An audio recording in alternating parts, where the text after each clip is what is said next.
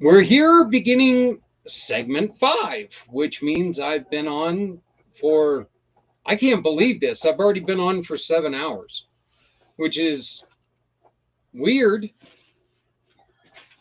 strange. And the great thing is you know what? I've been watching the numbers. I'm not going to lie. I've been watching the numbers, make sure that we're not just doing this because, well, I'm insane. You guys have been sticking around, which is something that I cannot tell you how happy I am that you're doing this because this is something that we have to do. Again, said it multiple times. We are focusing on veterans today, but this can go into the civilian world. All right. Everything that we're saying can go into saving your neighbor's life. So let's just make sure that we keep this up. Share all the information. Thank you, Susan. So wonderful. Everything that you just said. Thank you to Stephanie. Thank you to Sean. Thank you to Trevor. Thank you to everyone who's been involved so far this morning. Every single one of you guys, and of course, the Pampered Chef segment again just made me hungry. It really did because that jambalaya, I'm gonna tell you, it was damn good. Spicy, but it was damn good. So, this next one is a recorded episode because we could not get him to come back on today. But this is Wesley Ma from Help Op X. They are one of the people who are helping us bring this together. So enjoy this interview, and I will be right back. Well, sooner than later, or later than sooner. I don't know. By the time I get back, I may not know what I'm doing.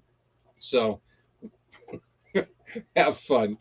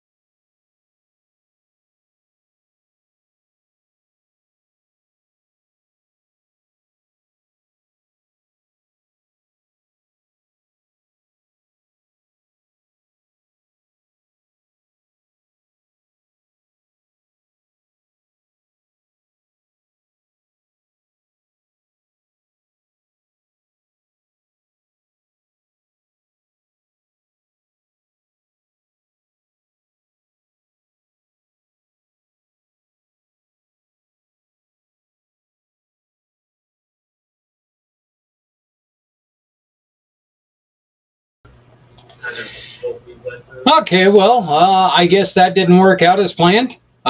Jeremy just let me know that they can't hear me. So we're going to cut off Wesley, and hopefully I can play it again here in a little bit. Don't try this at home. I am a trained professional with the question mark. Okay, so there's no professional here. I'm not just an idiot. I play one on the internet as well. So, but you know what? That's fine because we are going to be joined now by my next guest. Mark Haddis was introduced to us by Les Simpson, which you're going to meet a little bit later on today. And Mark has a program called Journey's Dream, and we're thrilled to have him introduce him and welcome him to Community Mission to Rescue 22. How are you doing, Mark? Hey, great. How are you doing? Well, you have a face. You're not just a phone number that I ignored for 2 weeks. Yes. Yeah. Pleasure. Pleasure to see you. Yeah. Tell us about Journey's Dream. Yeah. Journey's Dream is it's a resource hub that has some amazing free resources, including one of my favorite parts is a podcast that is hosted by one of our board members, Dr. Timothy J. Hayes. And we've got 120 episodes out there on a wide variety of integrative and functional mental health topics. And it's not just practitioners, but we have success stories. And there's a number of topics that cover issues directly related to veterans, but it's for anybody. So it's for the broad community. And so that's something I encourage people to go out to journeysdream.org and check out, listen to some of those. I mean, lives have changed just by knowing that there's hope. And that's a big deal here is when someone's seeking, where can I go where I'm going to get information that's actually going to be supportive for my full restoration to health. And that's what we believe is possible for everybody at Journey's Dream. Got a question for you. How much do you and I don't know if you feel the same way. You were talking about, you guys talk about some of the success stories. Do you guys also feel that it's okay and even helpful to talk about some of the stories of struggle? Oh yeah, well I always start with my story, and it is a story of, it's got highs and lows, and we all have our traumas and our issues, but part of the beauty of it is to support the people who are in the struggle, and help present a light that shows like, okay, here's somebody who went through their struggle. So anytime we see a person share their story of success, it always is including like, what did they go through? But just to share a story of struggle without any kind of bridge to an outcome on a podcast would be a therapy session. And that's not what we're doing there. It's really, hey, this is how I got healthy. This is what I did. And so we can see a variety of different people go through a very different process of healing.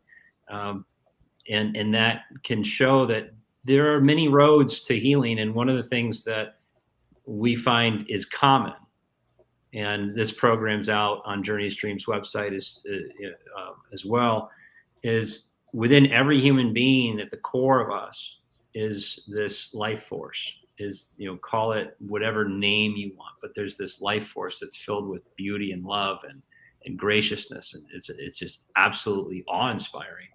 And when someone disconnects from that, that's when we start to leave the direct relationship with it.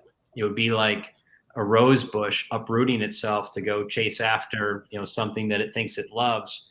And we all know it would die very quickly, because it's not rooted in soil. It's like, well, what's our soil? Our soil exists with, that life force. So connecting with, whether you call it God, whether you call it, that higher power, or you just think in more, human physical terms, it doesn't matter. It exists. It's there. So what we do with people that come to us is we help people reconnect with that life force, help people reconnect so that when they start asking themselves the questions like, hey, what's in my highest and best interest, they can receive an insight from within, and activate a guidance system that's innate within all of us. And so that's the beauty of a program we call Optimal Being. And that's also accessible via Journey's Dream. That's not free, but it's very powerful.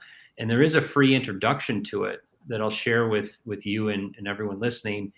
And it can be found, I should probably jump it in the chat, but it's found at bit.ly, bit.ly/optimal being. Okay. Yeah. If you can throw that in the chat, that would be great. Let me ask you this question. When somebody approaches you and they say, okay, well, I have a very unique problem. Is it that they have a unique problem, or it's their problem is unique just to themselves? Are there any more truly unique problems, or has somebody always experienced it and it's unique to them because they've never had the problem before? But can we always find somebody that can kind of guide us towards a resolution of that problem? Well, it's a really interesting question, because if someone believes they have a unique problem, it's going to be tough for them to hear that it's not. What I would say is there are definitely situations that the people in your world and your circle may have never addressed. And so it depends on who you're asking.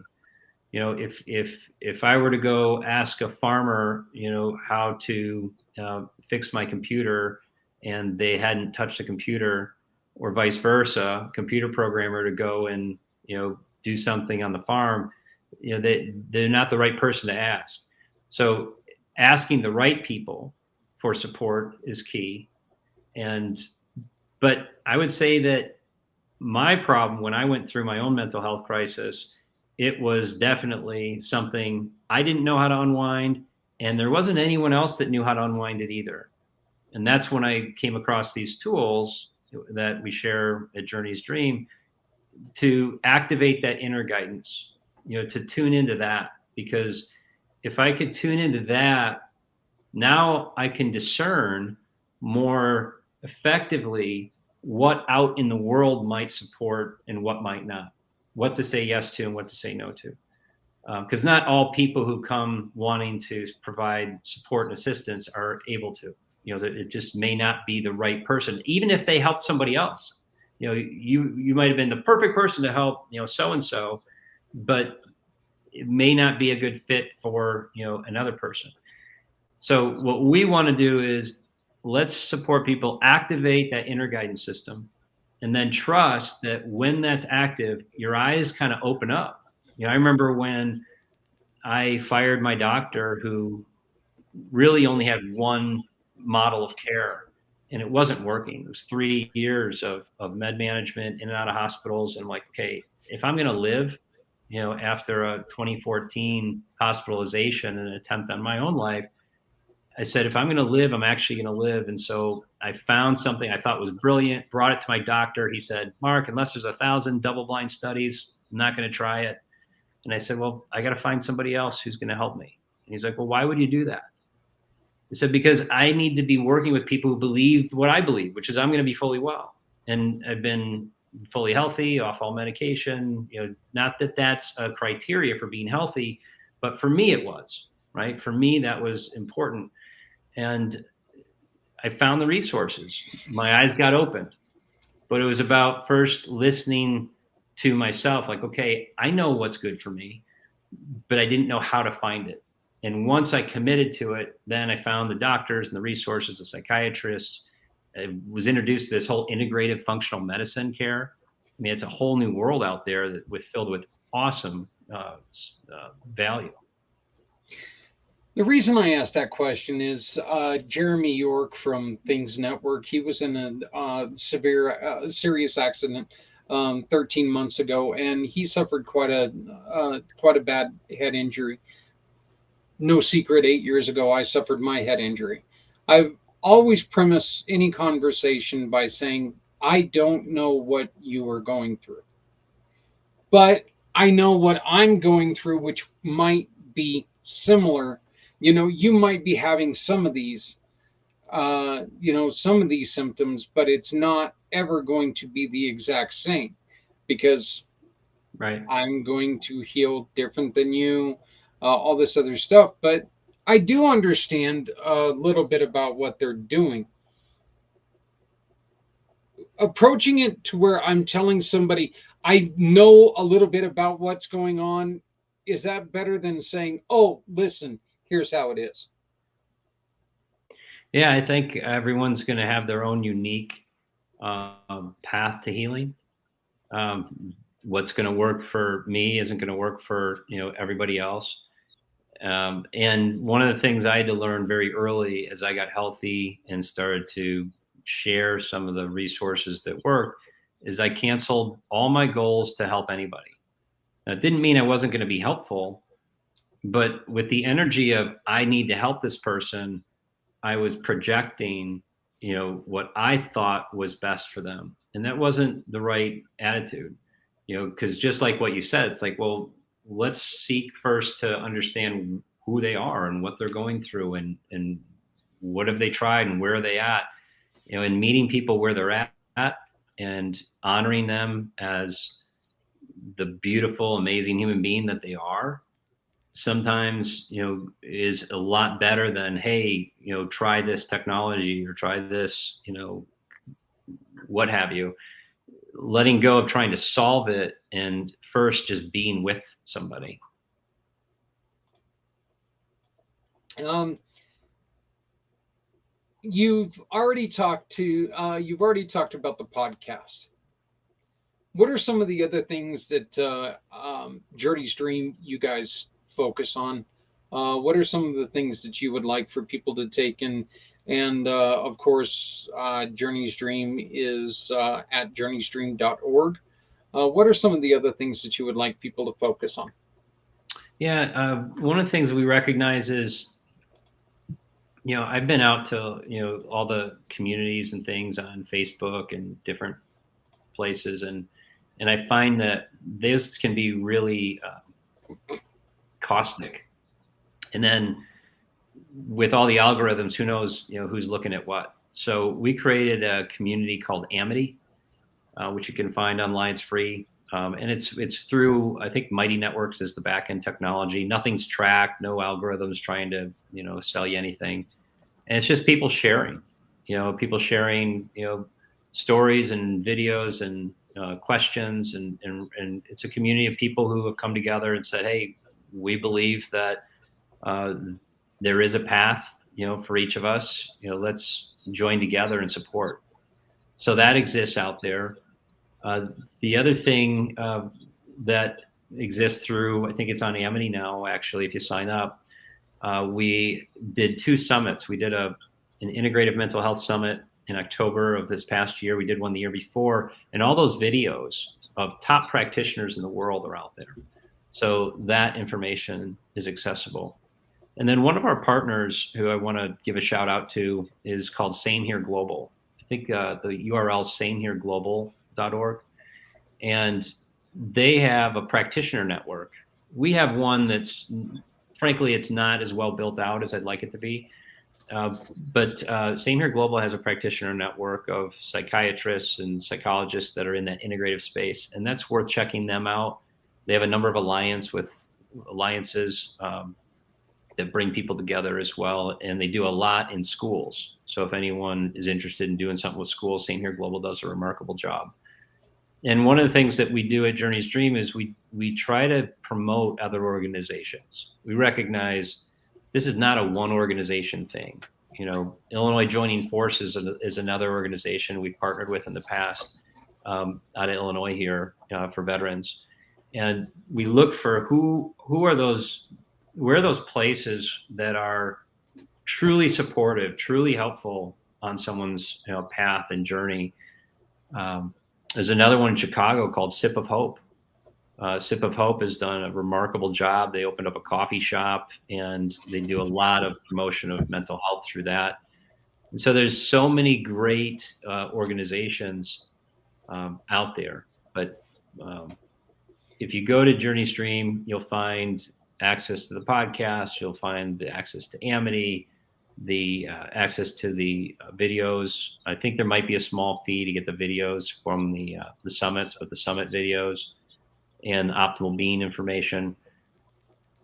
So there's a lot that we do within that context, though, just in summary of really pointing people to the resources, and I'll share a few of them if we have time, pointing people to the resources that really activate the inner guidance system, really help people get to a more relaxed state, shed some of the trauma and the stories and the energy that might be pressing on them at the moment, and shift that. And it helped me tremendously end some of the cyclical, horrible thoughts that I had, many years ago. All that's gone. All the symptomology that I was experiencing, it's disappeared. And a lot of it has to do with gut health and getting the proper nutrients to the brain, which a shout out to Mensa Medical and the William Walsh method, which they do blood tests and they help get nutrients into people that are going to help correct some of the issues. There's a lot out there that's supportive. If someone believes that they can get well, they can. And it starts with that. It starts with the letting go of the idea that you're sick, you're broken, that this will never change. Dr. Eugene Lipov, I don't know if you have Dr. Lipov talking, but he does the ganglion block for PTSD. He's had massive success with people going from PTSD situations and like spouses of these people thinking they'd never see their spouse truly the way they were again. They do a ganglion block and within like 30, 45 minutes, boom, they're back to their old self. Now it doesn't last forever, but there's a protocol that Dr. Lipov does. It's phenomenal. There's a lot of information, LIPOV, if you want to go look him up. How important is it to treat the family along with the individual who has a mental illness or mental difficulty? Well, it always is. There's not always the level of willingness, that I'd love to see, but whenever we've seen someone, and I can speak to my own life too, go through something, everyone around them is affected. Now, in my own case, I had friends just disappear for quite a while and pull totally away. Thankfully, my wife stayed with me and moved through it, but there are issues and traumas that that they're experiencing, and depending on the situation of what kind of triggered it, there's such a critical level of support that's needed. And not that our families need to be therapists for us, but to have an education about how do they show up for us, like what's actually supportive and what's actually working against us. And that's absolutely critical. And I would encourage anyone who is listening to this that has a loved one who's struggling with mental health and they're wondering, they might be thinking, well, it's them, not me. It's like, not really. It's everybody involved. And one of the first things I do with parents, I get calls from parents of young people, so many young people struggling today. One of the first person, one of the things that I celebrate now is when a parent says, hey, I'm willing to do what it takes. And I say, okay, well, the first thing I'm going to ask you to do is cancel your goal for them to be different than they are right now. I mean, just think about that. Feel into that. To have a loved one cancel their goals to have the person struggling be different than they are right now. That just changes the whole game, because if the person struggling feels like they're being judged constantly, and they're not good enough and they're not, the way they're supposed to be, That's not support. They, of course, they want to be different. Of course, they want to, be happy and move through it and not have some of the dynamics happening. And so retraining the family of how they can be a best support not only supports the person, but it helps them have a better relationship with their own mental health through the process as well. What in and this is going to be an opinion question, but what is the first thing you think people should work on when it comes to healing? Well, Or can that even be quantified? Can you say, you know what, I think that this is what you ought to do, or um, it just depends on the situation?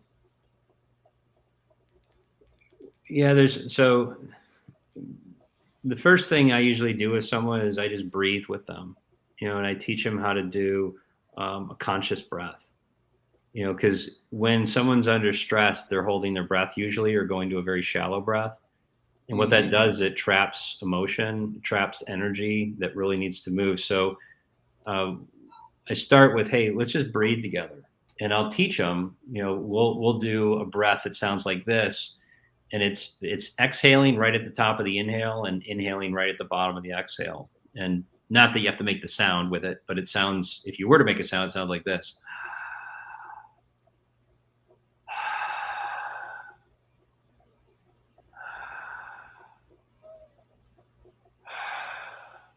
And if someone does that 3, 4, 5 times, their system will relax. And so if our energy is in fear mindset, whatever we do, whatever we say is going to come out negative. Just as if it's in a hostility mindset, whatever we do or say is going to be destructive.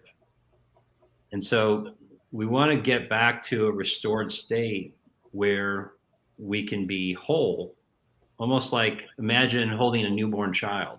I learned this from Dr. Michael Rice. Imagine holding a newborn child and looking into that child's eyes. And if you don't care for children, think of a kitten or a puppy or something that you can relate to. And if you look into that child's eyes, most people, when we say, hey, how would you describe the attributes of that child? It's some form of love. It's joy, love, peace. There's beauty in that child. And those children remind us of what? Of who we are, right? Of the same pure joy, love that's within us. And so by breathing, it helps us relax and reconnect with that true form of life that we are, and then give ourselves permission to feel while breathing. So if someone's coming stressed, I'll say, okay, now while you're breathing, feel that stress. And I'll teach them, I don't know if you've ever done brain gym, but there's this thing called the whole brain posture. And you cross your ankles, like left over right or right over left. And then you take your hands and you cross them at the wrist, turn your thumbs down so that your fingers can interlock.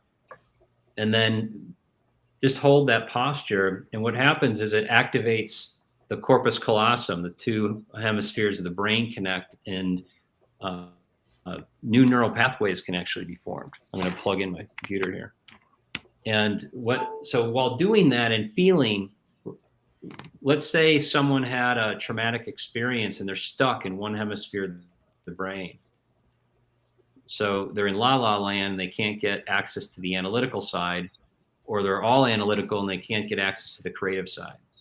So by doing this, breathing, feeling fully as much as they can for as long as they can, it's been shown by science that an emotion, if you breathe through it, can only last as long as 90 seconds and it's going to dissipate. So by doing this while breathing and thinking of the situation, there will be a physical, mental, or emotional shift. So I teach this to people very early on, just like core things so that we can show up together in a conversation. And then the last thing, the third thing beyond breathing and feeling would be letting go of the way you see it. The brain has a tendency, if we're bringing up a memory from childhood or a memory from war or some kind of situation that triggers trauma, our brains may be remembering it one way, and we could get stuck in that. So by just telling ourselves, hey, I allow myself to see this differently. I allow love to come into this situation. And if you're of a religious nature, you might say, hey, I invite God into this situation. So allowing us to breathe, feel fully, and if you're stuck, use the whole brain posture. Once that shifts, start saying, hey, what is true about this situation and what's not? And that's showing a willingness to be wrong. Like, well, what if I was wrong? What if I remember when I was 4 years old and this happened and it actually wasn't remembered correctly? Or I can get to compassion where it's like, oh, I see why Dad did that, because he was probably stressed out and didn't have tools to navigate his emotions. So he lashed out. So whatever it is, it's letting go of the stories that we've told ourselves and allowing for a change in us. So breathing, feeling, and allowing our perspective to change are the first 3 of 10 core tools that we teach and then retrain. But so they're very easy, obviously. I mean, they're easy things that kindergartner could learn them. In fact, taught them to kindergartners, and so have others. So they work. So I'll help people get to a relaxed state before a conversation, because if someone's coming in stressed, whatever they're saying, it's from that stress state. And so it's not going to be as present as it needs to be for them to actually get benefit. Mark, how do they get a hold of you? You could email me, mark@journeystream.org is my email. You can go to the website. There's a phone number on there as well. If you'd rather do that, I encourage you though, if you're looking for solutions, Dr. Tim does a great job with the podcasts. And some of the people I've talked about here, like Dr. Mensa, and I think Sip of Hope and many others, Andrew Pleener, there's so many that are on the podcast. It's worth checking that out and listening. You can watch the video too, so you can see them interacting, or you can go to your favorite podcast player and download the podcast. It's called On Your Mind, and you'll notice the Journey Dream logo on it. But yeah, it's email me or go to the website. Well, I appreciate it. And again, I want to thank you very much for joining us. And especially on such late notice. I look forward to talking to you a little bit more. One of the questions that we're asking somebody is, so if somebody were to call you and they tell you, I have somebody who's contemplating on making an end of life decision, I don't know what to say. What would you tell them? What would you instruct them to do? So I've never instructed someone on what to say. It's a really good question. I've been in situations where I've spoken with people who have suicidal ideation and people who have attempted suicide. And I hate to sound like a broken record, but I first do the things I just said, get them to a place where they're present. And it depends on the person for me. I mean, if someone needs a hotline, they need a hotline, of course, give them the hotline. But for example, I'll give you two scenarios. One of the scenarios, I asked the person, I said, so, and I always come with non-judgment. So again, I cancel my goal to save anyone's life because it's not something I have control over. And I recognize, like, hey, they're in this situation. So one was a young person, and this young person wanted to take his life. And I said, well, what would be true if you did? And the answer was everything would be better. And they said, well, tell me more about that. And he said, well, it would just be easier. I'd be, his version of heaven and stuff. He'd be in heaven and everything would be glorious, and et cetera. and whether you believe that or not. And I said, well, and he goes on and on. And I said, well, what if you're wrong? And he just looked at me and like, what do you mean? I said, well, what if all the things that you're going through now are part of your opportunity to grow and become the full human being that you're here to become? You know, what if this is actually for your benefit? And if you take your life, you actually have to do work, the same work on the other side. I don't know. Like, what if you have to do the same work on the other side because your soul needs this work? And he heard me out. The next day, I had a communication with this person, and they said, "Hey, I just wanted you to know I decided to stay." And I had emotion at the time and some tears because it was a really powerful moment for me. But what I recognized is that person made a conscious choice.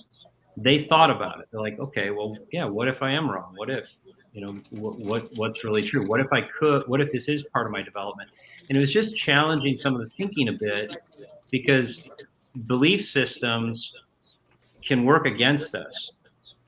If we hold a certain belief in our mind of, of, of a situation, the opportunity is to say, like I mentioned, that third step, what if I'm wrong? And that was enough. Now, the second story, and I'll wrap up because you have another guest, right? Yeah, I got some people coming up, but going ahead. The second story was an older, not old person, but an older person, and this person was navigating a serious life event, and they just didn't see a future beyond that moment, and because it just like their whole world got stripped from under them. And with that particular person, it took a lot more um, patience, and it took a sense of being present, showing up.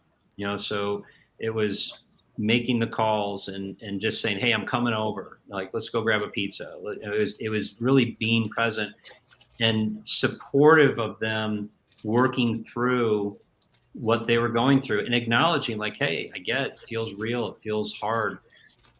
But over time, what happened is they stuck around long enough and they had suicidal thoughts constantly. They couldn't get them out of their heads.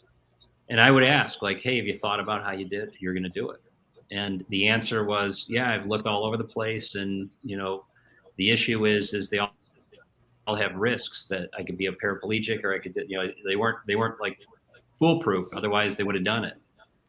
And so thank goodness they didn't. But they got to it. We got to a place where he found a new interest, and he started finding something where he could physically, and this is really critical, physically get his body engaged in the world. Like, we're so used to computers and things, but there's nothing like going out and chopping wood or gardening or finding something where physically your body is Yeah. touching the earth. And it helped him reconnect with who he was. It doesn't matter what that thing is, but it's getting someone out of their own way by helping them let go of how they thought their life was supposed to be, or could have been in their imagination. It's like accepting, okay, it is what it is. Now, how do we move forward from here? And I'm not a suicide prevention expert by any means, but I'm just sharing a couple stories. Hopefully they're supportive and not contradictory to what people are saying, but it's been effective with those couple of people. But if someone called me today, I'd get them to a calm state. I'd ask them, like, "Hey, what's going on?" and see if they needed, some more professional help, beyond me. One last question for you. Can somebody take and over analyze and over heal to where it could have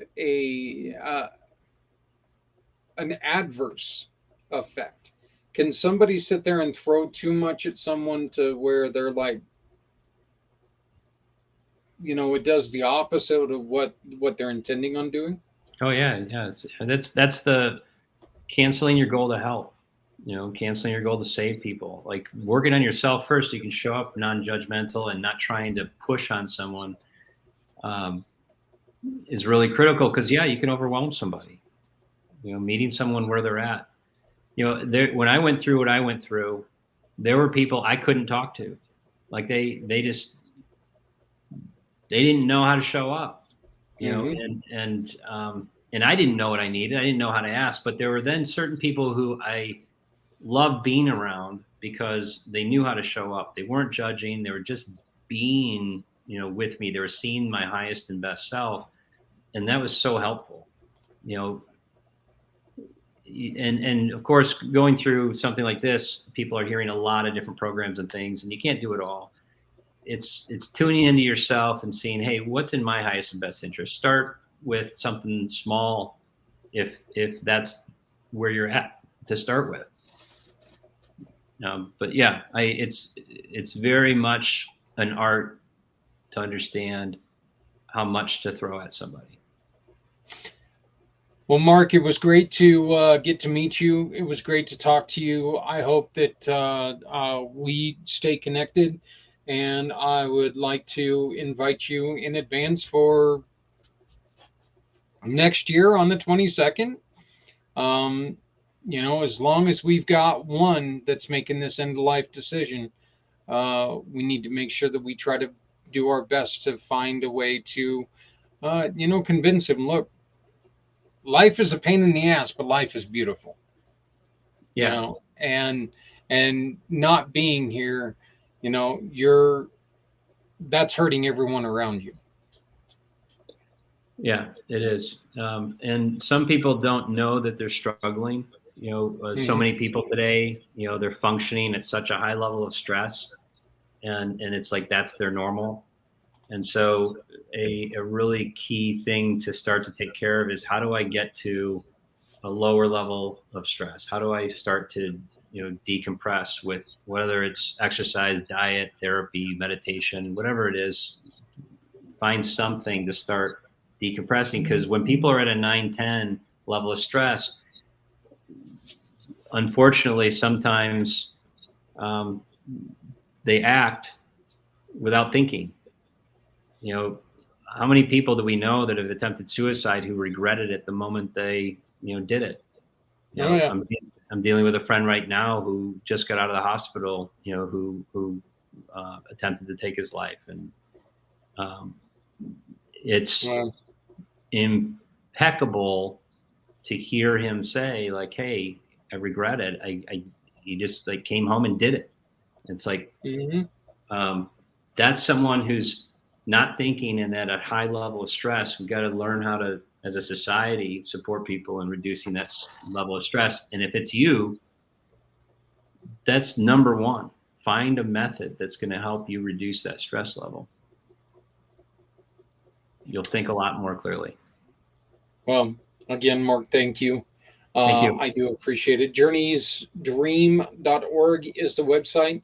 Please make sure that you go and check it out, listen to the podcast, and there is a contact button on there. Yeah. Then there's a phone number on there as well. All right, sounds great. Again, thank you, sir. I appreciate it for on such short notice. Um, Keep up the wonderful work, and let's get ahead and talk to each other and see how we can help you out here, because I love the work that you guys are doing, and your story is so important to other people who are dealing with this issue. And I think that getting in front of like-minded thoughts is really the only way that we're going to make a difference. Yeah. Thanks, Zach. So, Thanks for all well, you're doing. This is wonderful. I hope it's really well attended and received. well, I greatly appreciate it, Mark. And like I said, let's get in contact again and see what we can do to work together. But thank you, sir. Thank you. Bye bye. Goodbye. That was Mark Haddis. Again, somebody who I had never met before, but I am endeared to what he's brought to the show. Look, every single person we've met so far has brought something to this. It's what needs to happen because no one of us, not one of us, has all the answers. Um, you know, every single one of us has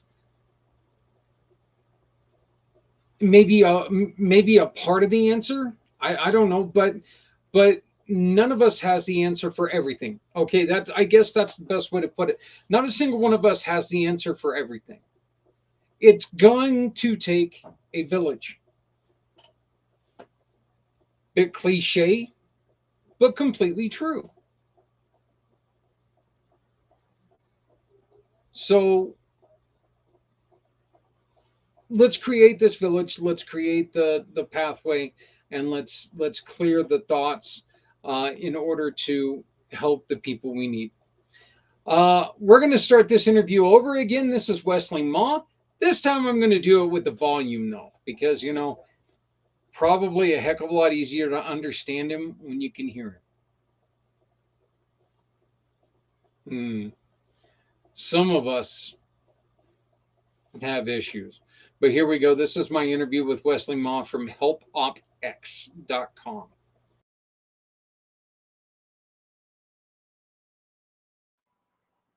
Hey, everybody, we're back. We've got even more great news. One of our a new partner again. This is great. We already talked to Monica earlier, and she's a brand new partner. Now I've got Wesley Ma from helpopx.com. Wesley, how you doing, my friend? Hey, great, Zach. It was great meeting you, and I'm really glad that we got connected. And I know we're gonna do some really great work in the community. You know, there are times when you meet somebody and their program is just so wonderful because it fits with your mission. And that's really kind of what I felt yesterday when you and I initially met. Um, you have a program, and usually we start the opposite way, but we're going to start with the company first. Your company is offering people who are struggling. You guys have a really, really good program that starts at $50 a month. Why don't you go on ahead and tell us why you felt the need, excuse me, to make this so affordable? Right, right. So just going back on me and my, co-founder stories, growing up, we're second generation Americans. We had to help our parents navigate the healthcare and social system here in the US because their English wasn't that good. And the people that really helped us out and our parents out were these nonprofits or community organizations. But as we grew up, these organizations really started to get smaller or just disappear. So we thought the best way that we could, kind of give back was to help these community organizations and these nonprofits. And so all these nonprofits dealing with things like burnout, administrative burden or busy work, as me and Zach, talked about yesterday. Um, we're trying to relieve all of that, and we didn't want cost to be a barrier. We know that smaller organizations, they need it the most. They need this help the most, but they cannot afford it. So that's why we made it so affordable. Well, do you see the on the bottom? Do you see the little button that says present?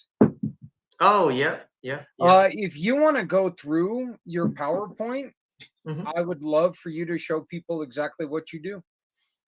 Just go Gotcha. to that Okay. button that says present and go to share screen. Okay, awesome. So I'm gonna do a share presentation. Let me see. Let me bring up of another nonprofit. Um, and this is I think It's a Philadelphia nonprofit. So I'm gonna skip forward so because I don't want their information on the screen. Right, right. But so I can just go over like how we would work together and things of that nature. So can you see the screen? All right, Zach. Yes, we can. Yes, we can. So what we do first is, we go to and talk to a nonprofit if they're serious enough to put the money down of $50 a month. That just means that they're very committed, and that's what it's all about, And so what we do is we do a deep dive into a nonprofit's top three most cumbersome processes, or the most popular services. And then we found out ways how to automate or make more efficient those processes using our software technology and using the past experience that we've had because we work with nonprofits all over the US. And then we kind of talk about how we're going to engage with those programs, and then set you guys up for success. So then some examples of like how we do that is, you might be wondering like, well, how can you automate these different processes? Well, we've talked to over 50 nonprofits before even building out this particular product that we have. And we saw all of the different things that were annoying for nonprofits to do, from small, medium, large. And so we just put all those things in there.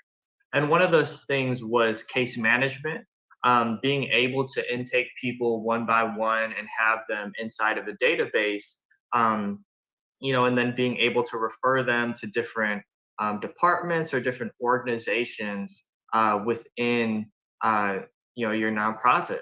And so when you're able to refer the different people into your organization, different volunteers, for example, that you would have would be able to receive emails automatically. So if you're helping somebody out and you wanted to refer them to a volunteer that helps with mental health, or they help with a veteran's physical therapy or something like that, that person would get an email and be like, hey, go ahead and help this person out. Another thing that we do is, we saw a lot of people using like Jotform or SurveyMonkey, and it just costs a lot of money. So we're just like, let's give them a survey building tool for free, or that's included in the $50 package. So we put in all the different question types under the C that an organization would need, and we just put it in here. Again, it was just from the request of different nonprofits.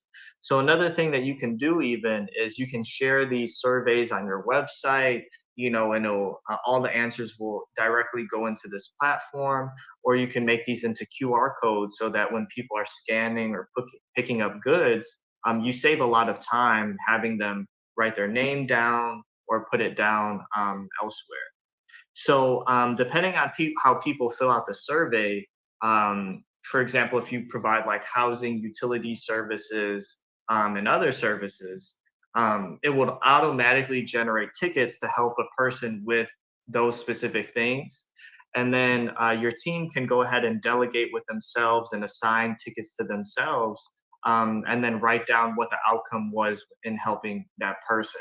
So this kind of removes the step of that we see a lot of people going through their Google forms, going through their survey forms, and then figuring out what people answered and then like reaching out to them that way.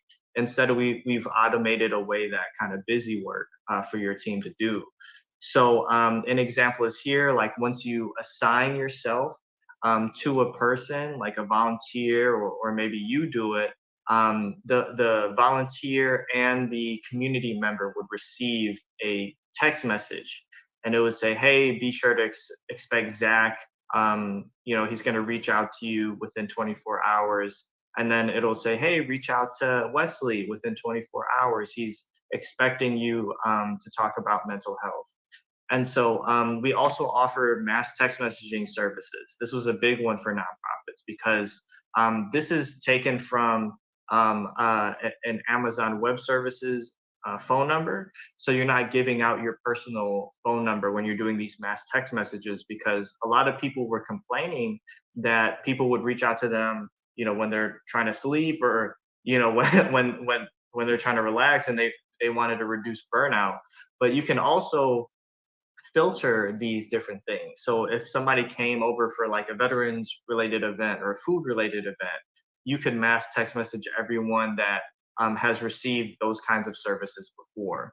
Um, and another example of how to use surveys, you could send a mass text message to your volunteers, to your employees, and you could say, how did this impact your family? Or for a neighborhood cleanup, you could say, how much trash did you pick up this day, for example? And then we built in different data visualization tools for these surveys because we knew that not everybody is an Excel wizard. We know that everybody does not have like a master's degree in like data or something like that. So we wanted to make everything very accessible. So you could show your donors, you could show people that maybe you got a grant from, all the good work that you've done. So why it's important to have everything in one platform, whether it's surveys or a database or everything like that, is you can see all the different services you've ever given to a person, and all the different surveys that they've ever filled out. So this way you can address a person holistically. If somebody comes in for mental health, but you don't know that you've helped them out with homelessness before, you helped them out with utilities before, it's a different conversation altogether. Um, and so these are just examples of the text messages that engage with, the community members. They don't need to download anything. Everything's text message based for them. For the nonprofits themselves, everything is web based. And you can even modify these, but it'll pull in the client's information, the service name, the employee or volunteer's name, and the organization name. But for example, people have even put in links to their mobile food market that travels or schedule on all of these automated text messages that get sent. And you could even review text messages exchanged between mass text messages sent out to members. And this is important because, like, if you're having an event and a lot of people can't come, maybe they text back and they say, hey, like, I didn't really feel comfortable coming to this event because it's far from the bus stop, and it's, when it gets dark, I don't feel safe walking home at night. So another thing that you can do is, if you're very comfortable with Excel and it's something you already use to keep a list, you can upload everybody onto our platform and have them, having received a certain service or having needed to reach out to them for something like, EBT assistance or utilities assistance. And you can do it all at once, because you don't want to do it like one by one. Like the flow I showed you before, if you're having like a big event, with 50 people.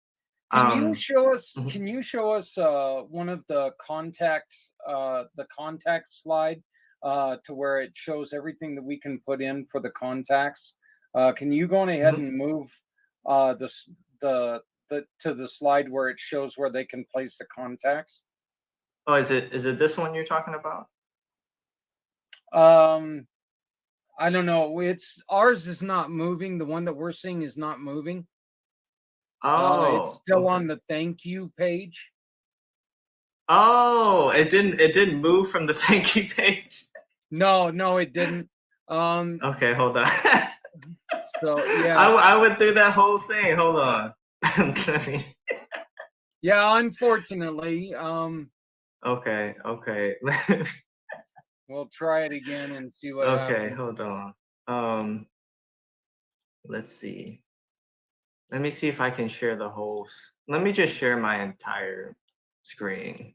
Yeah, yeah, Um, if you share the screen, I think it works much better now. Yep, there you go. There you go. okay. So, yeah, but Yes. right here, yeah, this is the contact page where when you, like, so say you contact somebody that there's some potential there, you can take and you can write, put their name in there. Looks like the email, I'm going to make this larger so I can read it since I'm blind. Mhm. But Yeah. all the contact information, and then it gives you. I love the place where it gives you additional notes where you can Yeah. start talking about things that Yeah, well, right here. you Yeah. know, this person is a ...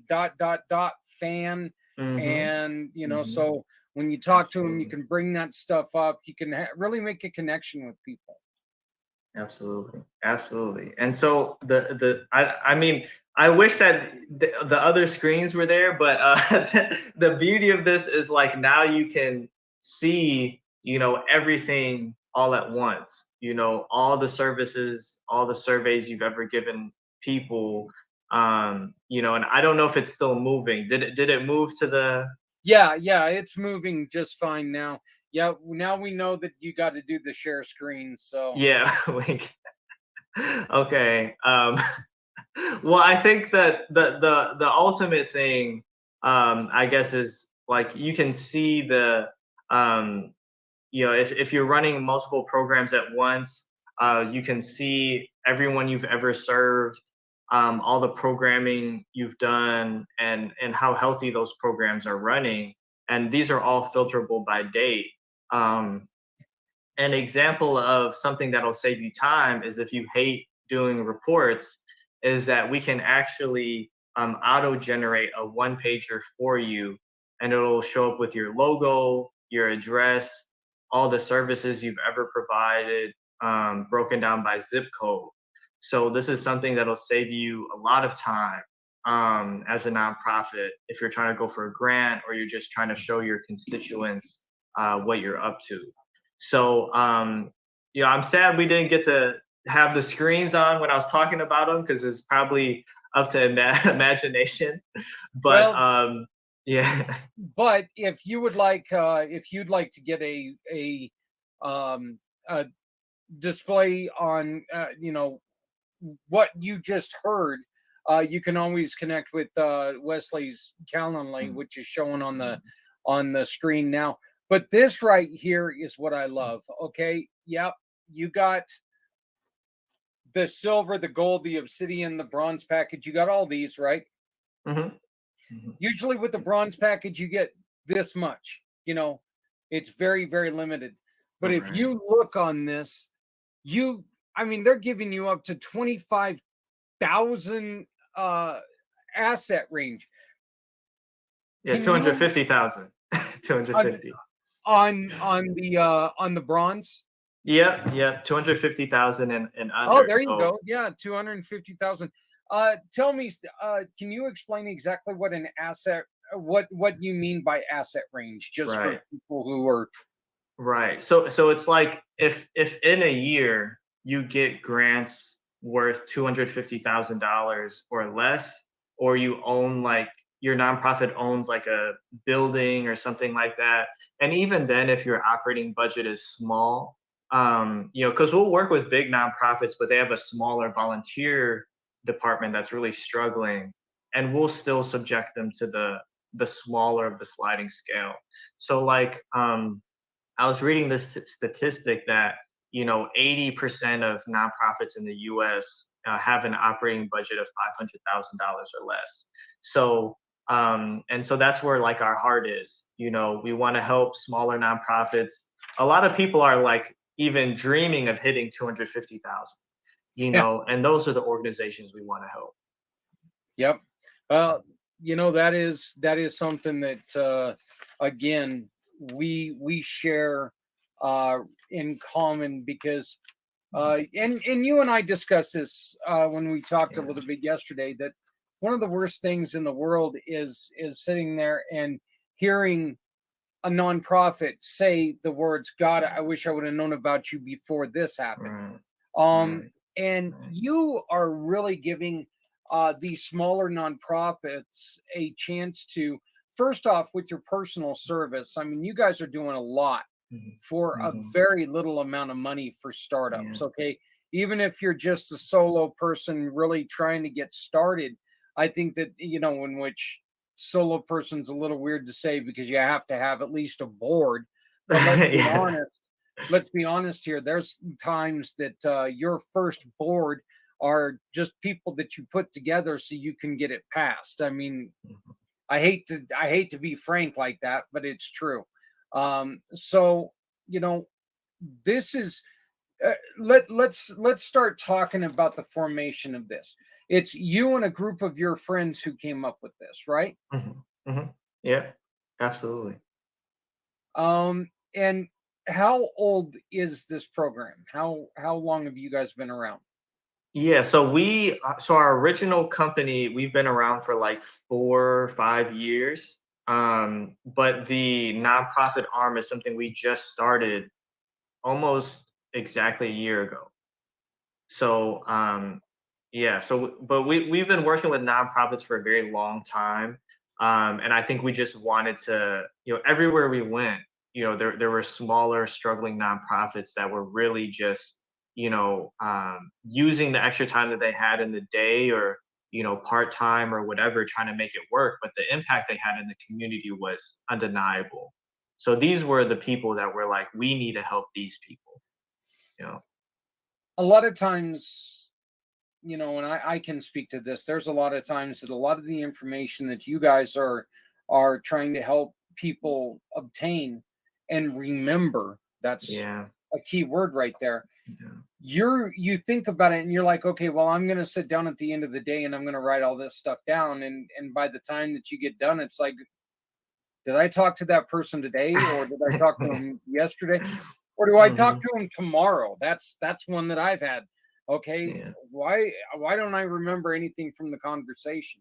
Right. This gives you something that you can sit there, and if you have the double screens like a lot of us do, you can have that up there. They say something, you can just quickly type it in while you're still listening. It gives you all of the information, Mhm. and just it makes it to where when you come back and you talk to them again, Yeah. it gives that one-on-one personal feel, Mhm.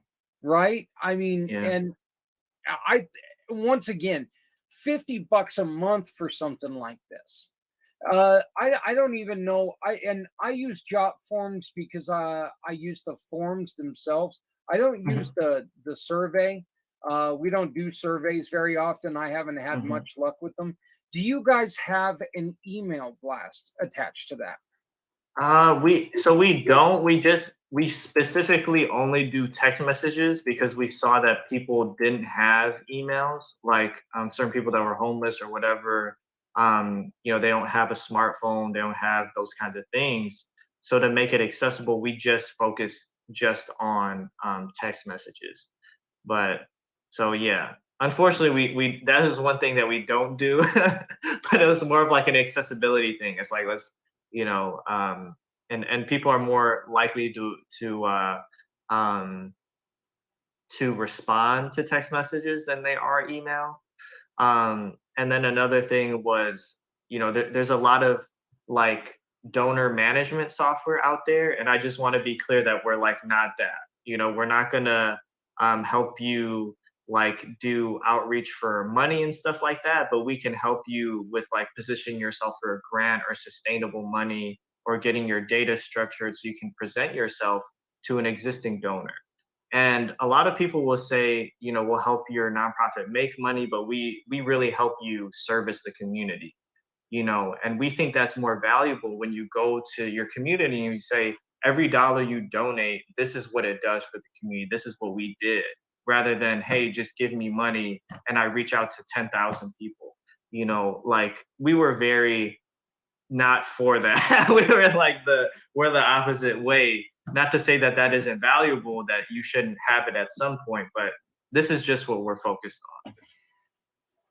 All right, Wes, let's start talking about you a little bit. Um, when did you start getting into the nonprofit? When did you Mhm. start? Where does your heart for the nonprofit world, if I can Mhm. remember English here, um, where did your heart for the nonprofit world start? Exactly what was Yeah. it that made you go, "Hey, I want to help nonprofits"? Right. So I think for me, like I didn't even realize how powerful like community was and things of that nature, like nonprofits in general. I think it was kind of taken for granted. It was just like something that we would interact with. So we had like a volunteer Buddhist association that we would, we'd meet with different members of the community because there wasn't that many Asian people where I grew up. So this was like Yeah. an opportunity for my parents to find community, and even the Chinese school, you know, like that was an opportunity for my parents to talk to people and be like, oh, hey, how are you dealing with this situation? How are you dealing with this? And now like I went back to the Buddhist Association, and there's only one guy there now, and it was really it was pretty sad. Um, and so like I think and before we had done like we would help even volunteer and stuff like that, but what was really important was the community, because you're essentially Yeah. you don't know much of anything. It's very easy to be taken advantage of. We were taken advantage of a few times, because of the lack of English. And so I think that's where it kind of started for us. Um, were you born in the States, or did you Mhm. come over with your parents? You were born here in the States?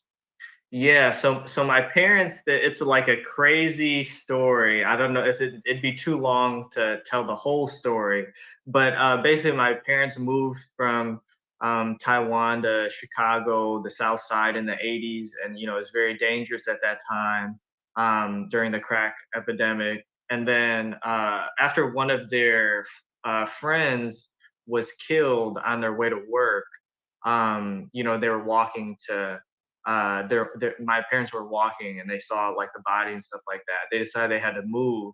And the power of community is basically, at least for immigrant families, it's like you don't know places. So if somebody says like you should move here, you just do it because you have no other frame of reference. There was no really internet back then either. So, or it Right. wasn't what it was now. Um, and so the next place they moved was Detroit. So it wasn't really safer either. But I think my parents were trying to go to school and trying to do something like that. And then they moved around Detroit, and my siblings were born, and then they moved to the suburbs. And they took out a huge loan for us to get a good public education. Because they wouldn't let you go to school unless you lived in a certain district. And so that's a story of a lot of Asian families that I know, actually, and it's still going on today. They take out a huge loan so their kids can go to school, but they're not like they're house poor. Um, and so like that was the story of kind of what we went through. It was always my dream to pay off my parents' mortgages. Yeah. But they just paid it off like a couple years ago, but they're like 63 and 64 now. So imagine, having that debt for that, and the sacrifice, for that whole time. So I'm extremely grateful for my parents. And that's why when smaller nonprofits are helping people, it's really like, I know the impact that that small interaction can have, for the rest of a person's life. So, yeah.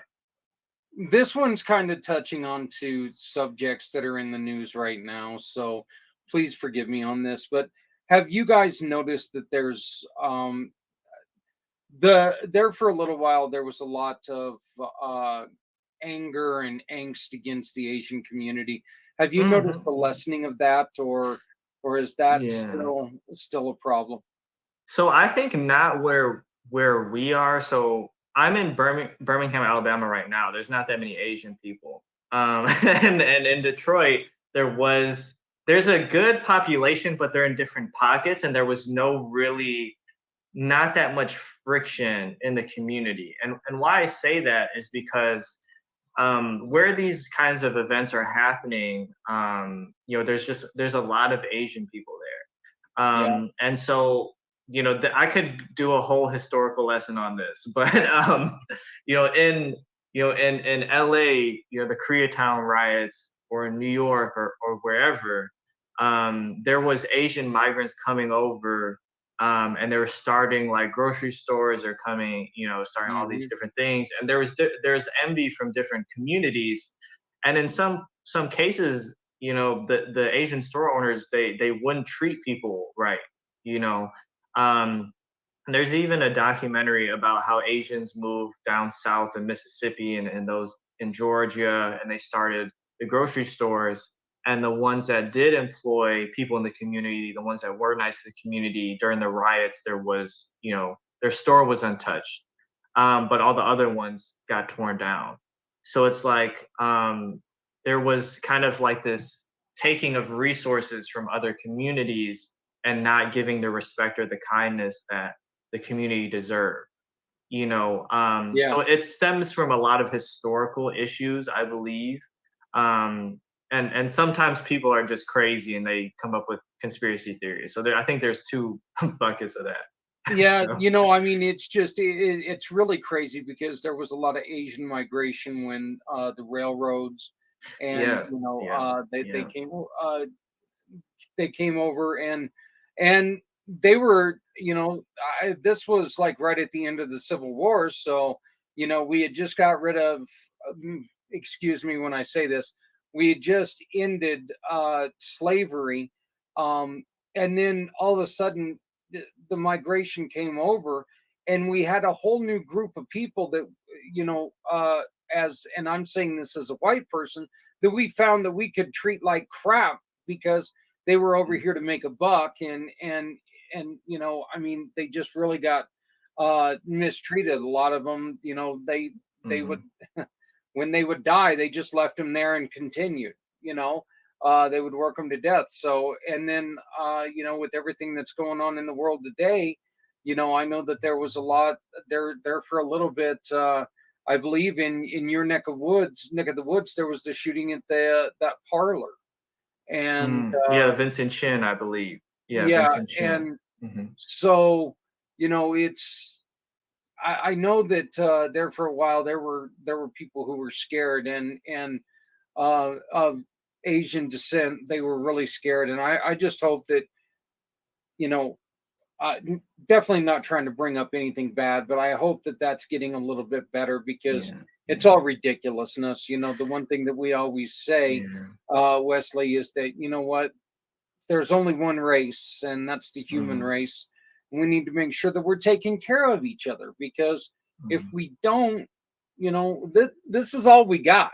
Yeah, I the mean, yeah, there's more coming every day, but we're losing more every day. So let's take yeah. care of who's here today, and show tomorrow that there can be a better place. And that's Right, really kind of right. and that's, again, I think that community pay it forward and help op X is a perfect fit, because we are trying to do the best we can do for the small Mhm. nonprofits, for Absolutely. these individuals who, what, at the end of the day, they really don't have a lot of money, that, that because they've spent everything that they have earned on their second job to finance their Mhm, nonprofit. But this gives them a mhm, chance to really start putting it in a professional way, to where, you can keep everything nice and clean, and really treat your donors like, your contacts, and treat them like, hey, I give a damn. And I think, once again, Wesley, I think it's beautiful. I think that you and your partners did a fantastic job on this. So tell people, Wesley, how can they get a hold of you? Yeah, so different ways to get a hold of me. I think yeah, through the Calendly. If you want to, go on the website helpopx.com, and then I think there's a registration form or a contact form. I'll receive that email and then I can reach out to you guys and schedule some time. Or you can email me. Yeah, Zach is conveniently putting all the information up there. But if you want to just get into action straight away, just do the Calendly. But if you want to see more like a presentation and you don't really know the vision of how we can help you guys out, just feel free to email me. So And those are the best ways. I definitely suggest that you get a hold of him, and allow him to redo that presentation. That, hey, technology. Sometimes Yeah. sometimes it's a beautiful thing, and then other times you wake up, and it's just not as good as it's supposed to be. Wesley, where do you guys want to be? What's the vision for Help OpX for 2024? Where do you guys Mhm. want to be, between Yeah. now and then? I mean, I think I would love to have helped, 500 small nonprofits this year. I think that's our goal. We want to be able to help 500 smaller, struggling nonprofits and be able to say like, we were able to do that. Um, so that's our big goal. See, again, that's beautiful because a lot of times people will tell you money, this is what I want to do. And Yeah. what we've said is, our goal for 2023 is we want to help 300 people, whether it's Mhm. organizations, whether it's, Yeah. our neighbor who slips and falls and breaks his leg Yeah. or whatever. Absolutely. We want to help 300 people in some way, some fashion, and touch the lives of at least 300 people. So, Right. I love, once again, there's that, that just perfect fit for what we're doing. And again, uh they have joined, Help Up X has joined the Community Pay It Forward program, and every time that you join them, they're going to give us $20, where $16 is going to go to the cause of your choice. So, um, and this is really cool because I want you to think about this. Okay, $20 and your investment is $50, yet they're giving us $20 back Yeah. that we're Yeah. going to use. So you want to talk about another company that really, what, money's important. Wesley and I both know that money's Mhm. important. We can't do anything without it. But again, something beautiful going on here to where they're finding it more important to take care of the community because we know that we'll be taken care of in the end. And again, it doesn't make any sense to do business where everyone's struggling. That's a Yeah. point that I wish Yeah. more companies would take and really realize that, what, if we don't take care of our own, we have no business. So, Right. again, Wesley, you did a beautiful job, my friend. And you are going to come and join us on the 22nd as well. Yep.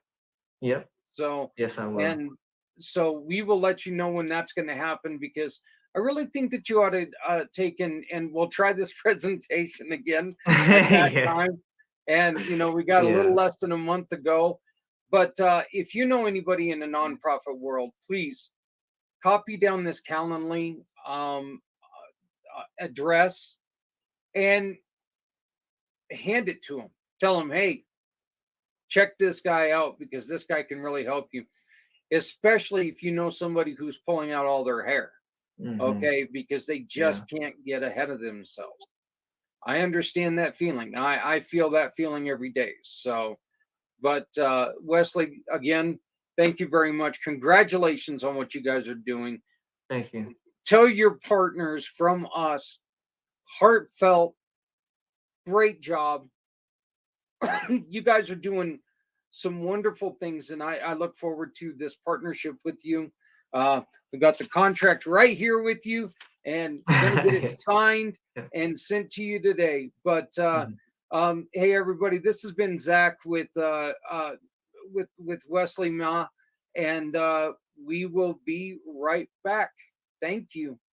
All right. Thank you.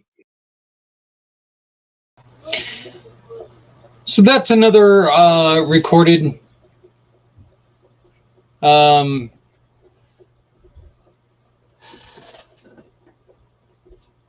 Diggs, what's going on? That was another recorded interview with Wesley Ma from Help Up X, obviously, talking about his program that we are part of. Um, we've just got to get a couple things finalized, and then we're going to be bringing them. And then once again, if you're in business and you utilize their service, they're going to give us a referral award, and that referral award turns into a donation to the cause that you love. We don't tell you who to support. We ask you who you support.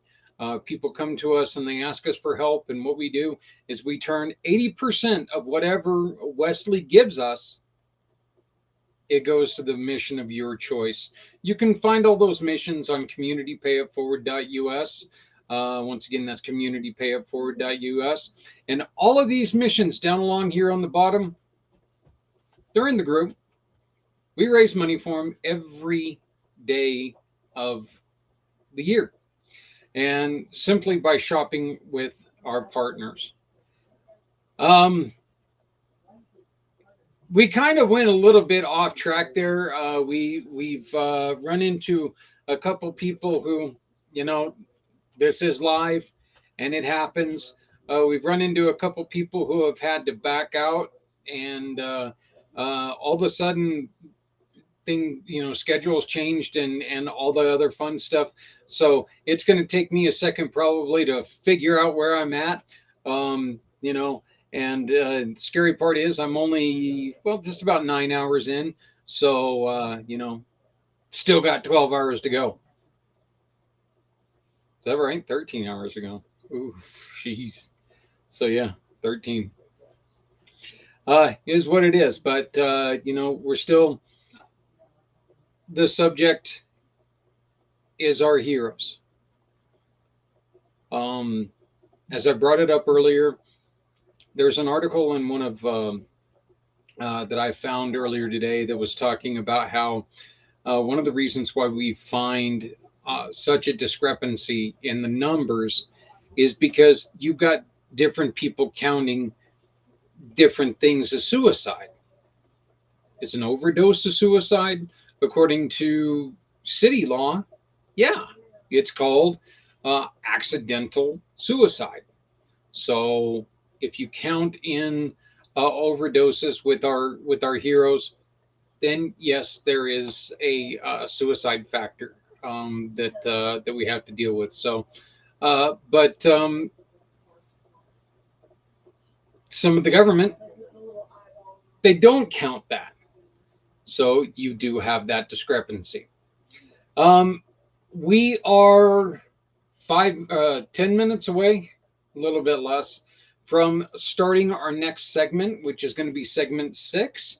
And the reason why we are segmenting these is because each one of these I want to replay throughout the years.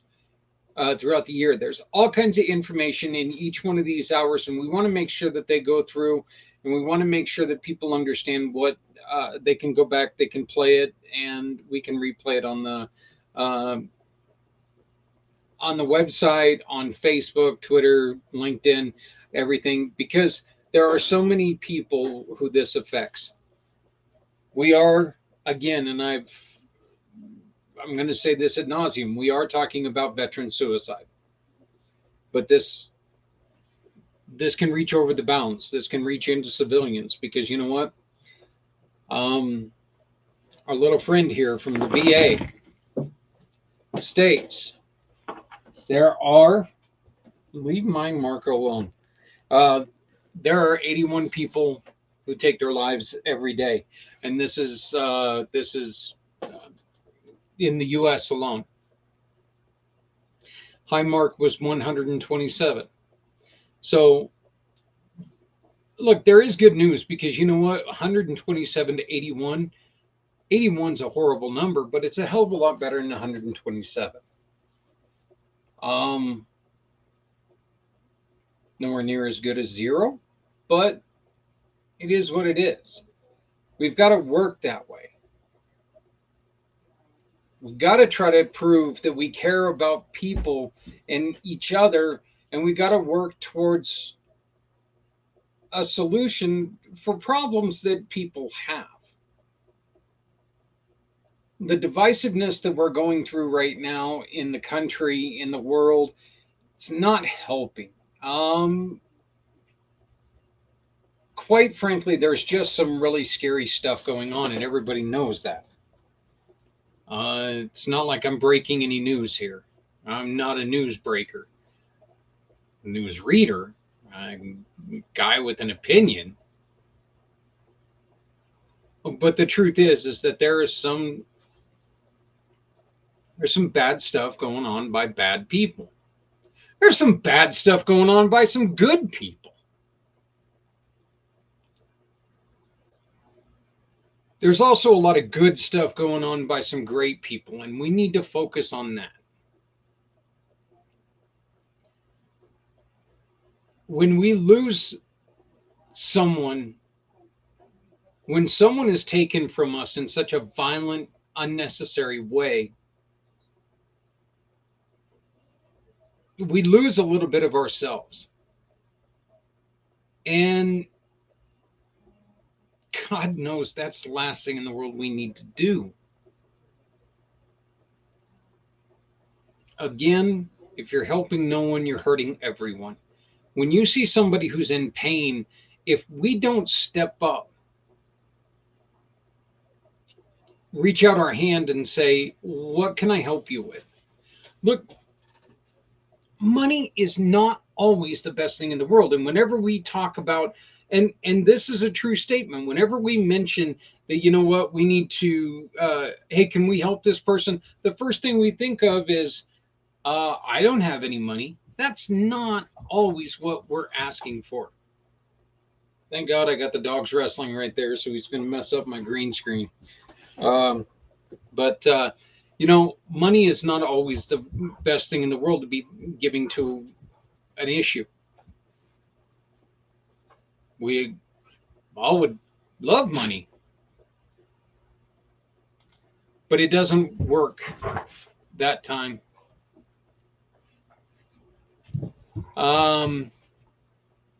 So, you know, we just need to try to keep working together. We need to find solutions to different problems. This is for all my friends on Things Network, because I don't get to speak on this network quite. I run Pact. I don't own it. I don't own Facebook. It is what it is. I've created a channel myself about trying to help people, and I've said this story quite a few times on there, and I'm going to get through this quickly. I have some really, really good friends, Rainea Darrington and Logan Darrington. And we were working together in the office one day when we came across this thing on Facebook that said, if you give me a like and a share, I'll break an egg over our head. We decided, you know what? Let's monetize this. Let's get people to donate. You know, I can't remember what it was, but donate a little bit of money. I think it was like $5 or get it up to $50 is what it was. And you can go on this certain day and watch us break an egg over our head. Literally took like 3 minutes to get the $50 we needed, the 50 shares that we needed, whatever it was. 3 minutes. I'm not joking. It was scary fast. So then somebody had the bright idea. I think it was some fat guy had the bright idea that what we would do is we would take and we would amend the rules. And what came now was, if we can get it up to $100, what we would do would draw a name from someone who donated. Dogs, I'm talking here. So, but anyway, we would draw the name, and then they got to crack an egg over our head. What happened in the end was we ended up bringing in 3 cases of eggs. And we told the people $1 an egg, bring it on. And I'm going to tell you something. I felt like we were sitting there for about 4 hours. You're slurping up egg snot, that disgusting creamy stuff on an egg. It's going in your mouth and your nose and your ears, you know, everywhere. I was still riding my motorcycle at the time. So I'm sitting there covered from head to toe with egg, and we decided to donate this money to the family of a little girl who had lost her life to leukemia. And the father came up to me afterwards, and his words were, you know, there wasn't any plan on this or anything. He came up to me and he gave me a hug. Like I said, I'm all covered in egg gut, egg goop. And his words to me were, why did you do this? You don't even know me.